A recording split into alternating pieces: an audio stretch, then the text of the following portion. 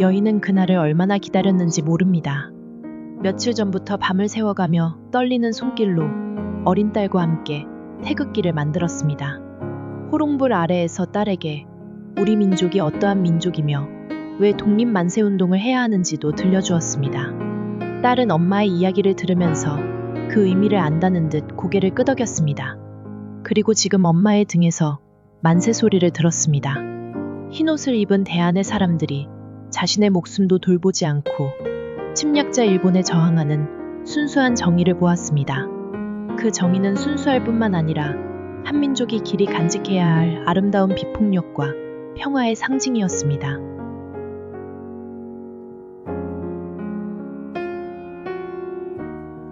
이렇게 소용돌이치는 역사의 중심에 하늘은 우주의 어머니, 평화의 어머니를 이 땅에 보내셨습니다. 김인현 독립 만세운동에 뛰어들었던 그 여인, 조원모 외할머니로부터 시작되어 절대 믿음을 지닌 홍순의 어머니, 그리고 나에 이르기까지 3대 외동으로 이어진 가문을 선택하셨습니다. 다시 오시는 주님을 맞이하기 위해 온갖 어려움을 극복하고 준비해 왔을 뿐만 아니라 나라를 사랑하는 마음이 이어진 집안이었습니다. 잃어버린 인류를 찾기 위해 하늘이 특별히 찾아 세운 가문을 통해 하나님의 독생녀인 나는 핍박받는 한반도 땅에 왔습니다. 그리고 그 후 100년, 하늘이 예비하신 평화의 어머니, 독생녀의 인류 구원을 향한 섭리의 발자취는 온 지구촌에 펼쳐지고 있습니다.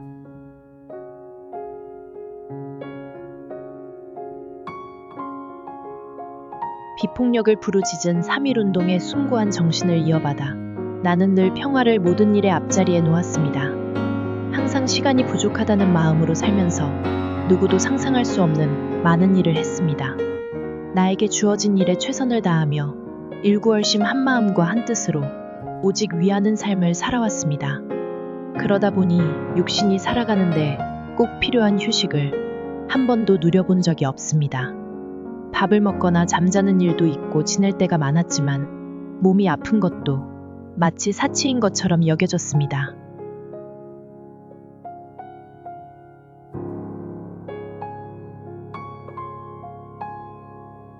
다 이루었다. 다 이루었다. 모든 것을 하늘 앞에 돌려드리겠다. 완성, 완결, 완료하셨다. 결국 이 기도는 참아버지의 마지막 기도였습니다. 이날 기도 내용은 당신이 지나온 한 생애를 종결짓는 자리에서 타락의 역사를 초월해 인류 본연의 에덴 동산으로 돌아가고 부모님만 따라오면 천국으로 향할 수 있다는 말씀이었습니다. 또한 자신의 종족을 인도하는 사명으로 나라를 복귀하겠다는 선포였습니다. 알파여, 오메가이자 시작과 끝이 모두 함축된 기도이자 말씀이었습니다.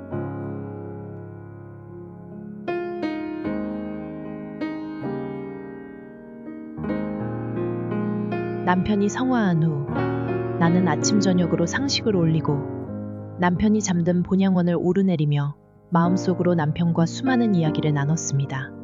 남편의 생각이 내 생각이 되었고 내 생각이 남편의 생각이 되었습니다.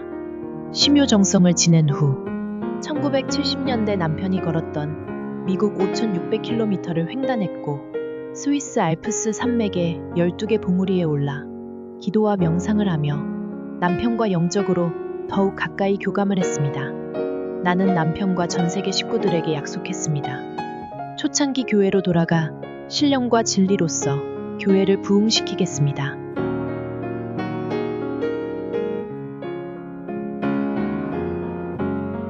그러나 세상에는 부모의 은혜를 잊고 살아가는 사람들이 너무나 많습니다. 자신의 친부모에게조차 그럴진데 참부모가 인류의 아픔과 슬픔을 탕감해주기 위해 눈물의 기도를 올리고 있다는 사실을 어떻게 알겠습니까? 이 땅에 현현하신 참부모가 누구인지, 어떤 희생의 삶을 살아왔는지 알지 못한 채 여전히 무관하게 살아가고 있습니다. 그 청맹관이와 같은 삶을 깨우쳐주기 위해 아내인 내가 온 인류를 대신해 3년 동안 하루도 빠짐없이 심요정성을 들였습니다.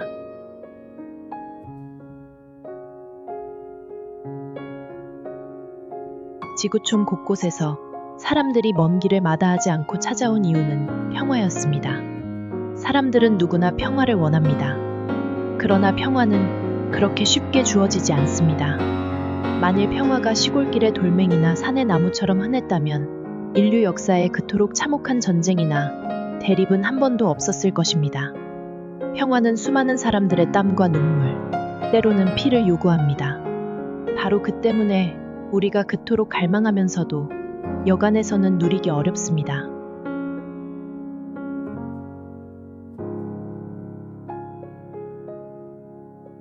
진정한 평화를 누리기 위해서는 내가 먼저 참다운 사랑을 베풀되 그에 대한 보답을 바라서는 안 됩니다. 그것은 우리 부부가 평생 걸어온 길이었습니다. 그 길에서 내가 이미 성화하신 남편 문 총재와 인류를 위해 선물로 준비한 것이 선악평화상입니다.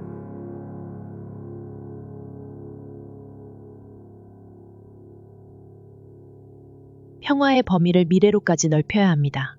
비록 우리가 만나지 못한다 해도 우리 후손들이 행복한 삶을 꾸려나가도록 해야 합니다. 미래를 위한 평화가 무엇인지 열띤 토론과 논란 끝에 그 의미와 방향이 정해졌습니다. 진정한 평화는 단순히 종교와 인종, 나라 사이에서 벌어지는 갈등을 끝내는 것만이 아닙니다. 우리를 더욱 힘들게 하는 것 중에는 무분별한 환경 파괴와 준비되지 않은 미래에 대한 두려움도 있습니다. 그럼에도 기존의 평화상들은 현 세대의 문제 해결에만 매달려 있습니다.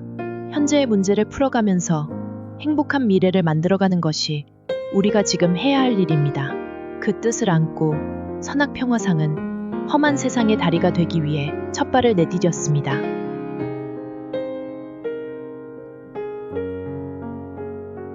지난 60년 동안 지구촌 곳곳에서 인류를 위해 많은 일을 했음에도 내 이름을 드러낸 적은 없었습니다. 사람들의 행복을 위해서라면 내가 가진 것을 다 주고서도 돌아서면 까마득히 있는 것이 나의 천성입니다.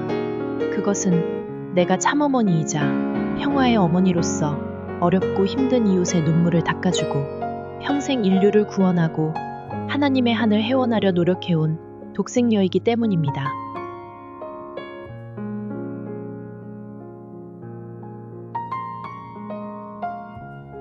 그녀는 하루의 삶마저 장담할 수 없는 위험에 처해 있으면서도 여전히 여성과 어린이들을 위해 일하고 있습니다. 우리가 집에서 편안하게 따뜻한 밥 한 끼를 먹고 있을 때 많은 사람이 고향에서 뿌리 뽑힌 채 쫓겨나 유랑하고 있습니다. 자신의 집에서 쫓겨난 고통과 서러움은 삶을 송두리째 흔들어 놓습니다. 그 안타까운 비극을 우리 시대에 반드시 끝내야 합니다.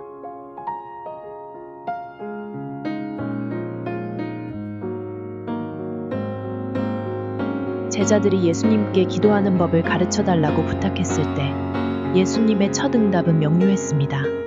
오늘 저희에게 일용할 양식을 주십시오. 그 기도를 가르쳐 준 지 벌써 2000년이 흘렀으나 아직도 굶주림에서 벗어나지 못한 사람은 우리가 생각하는 것보다 훨씬 많습니다.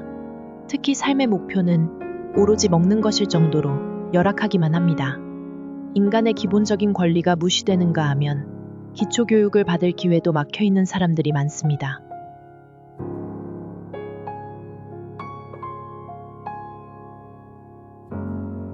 나이지리아의 가난한 농가에서 태어난 아데시나 박사는 어려서부터 어떻게 하면 농업을 부흥시킬 수 있을까 늘 고민하며 장래에 풍요로운 아프리카를 만들겠다는 꿈을 키웠습니다. 미국 퍼듀 대학에서 공부한 뒤 아프리카로 돌아가 30년 동안 농협 혁신을 이끌어 수억 명이 굶주림에서 벗어날 수 있게 해주었습니다. 2019년 2월 선악평화상을 받기 위해 한국을 처음 방문한 그는 세상을 더 나은 곳으로 만들기 위해서는 아직도 해야 할 일이 많다고 말했습니다.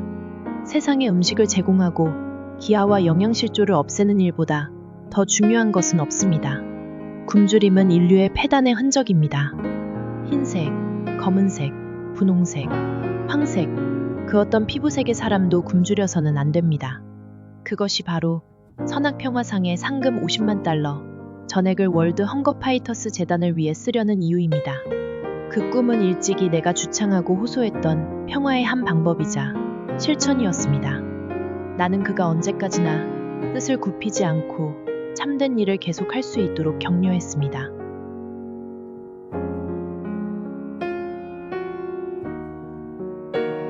이제 선악평화상은 새로운 세기를 향한 아름다운 그림을 그려가고 있습니다.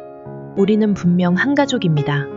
얼굴과 피부색이 다르고 말이 다른 것은 아무런 문제가 되지 않습니다.